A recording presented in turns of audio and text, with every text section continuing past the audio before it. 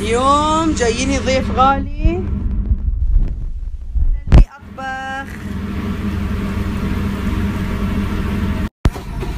طبعا هذا البصل قليته بالزيت وشلته، ونفس الشيء الثوم قليته بالقدر وشلته من نفس القدر. وخليكم اكتبوا الطريقة بس استبي. نفس الشيء الكزبرة خضراء اقصها صغار صغار واعملها بالماكينة، والحين بطبخها في نفس القدر. الحين اطبخ الكزبرة، عجيبة لازم اطبخ كل شيء بروحه. يعني قليت البصل بروحه، بعدين الثوم بروحه، وبعدين الكزبرة بروحها. حطيت طبعا الحين بعد ما خضرت الكزبرة حطيت البصل المقلي والثوم المقلي. يامي. الحين عقب ما خلطتهم وطلعت ريحتهم خنينة احط الطماطم. الحين بحط عليه بهاراته مو وايد، ليمون اسود وملعقة عودة فلفل اسود،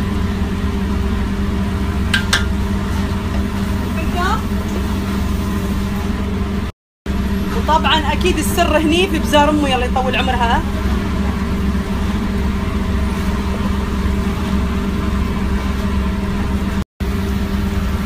وطبعا اكيد املحها،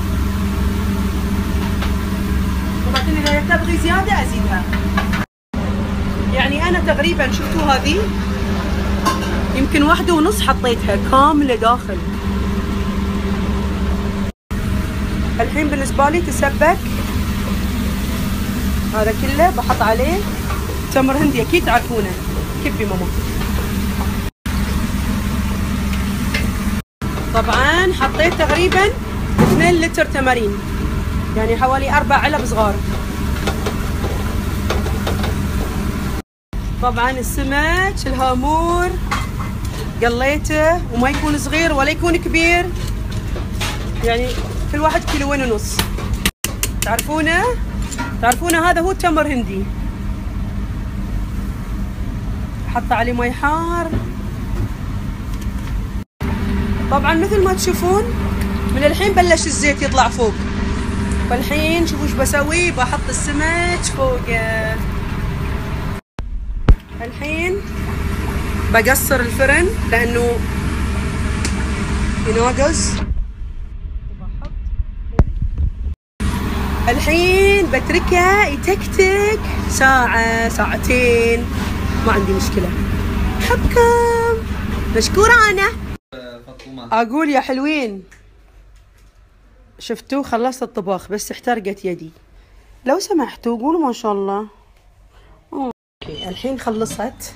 شفتوا هذا هو الزيت. الحين أشيله وأصفيه ويتم ولا نقطة زيت. هذا هو الزيت بس كذا وأشيله.